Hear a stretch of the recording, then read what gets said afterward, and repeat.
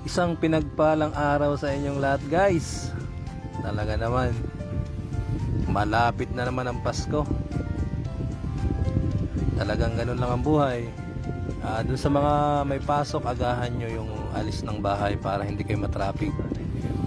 At doon naman sa mga pauwi na galing pa sa panggabi, sana nasa kondisyon pa rin yung katawan natin kahit medyo puyat tayo at pagod, para dire-diretsong biyahe, sana hindi matraffic at makapagpahinga tayo ng maayos. At doon sa mga papasok pa lang, good luck sa inyo.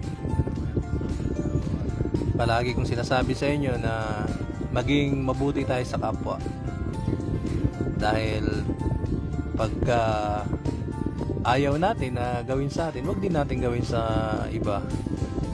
Napakaganda ng araw na uuwi ka ng bahay, aalis ka ng bahay na wala kang iniisip.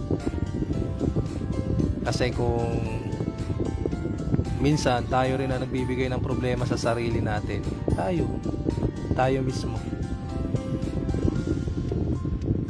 Yung ibang tao na kagaya mo, lalo na may mga kahit nga bata pa o may edad na, alam niya yung ginagawa nila.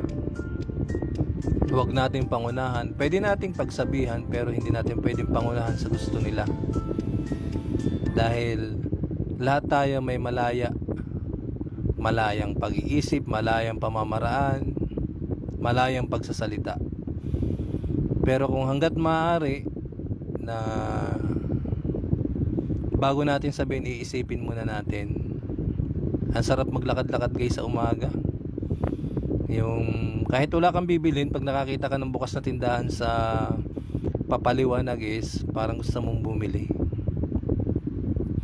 Na-express mo yung sa sarili mo yung ganda ng umaga, tapos makakakita ka pa ng maganda. O, di ba? Tandaan mo yung kausap natin, wag natin na ituring na walang alam, dahil baka yung kausap natin ituring din tayo na walang alam. Palagi tayong maging marespeto.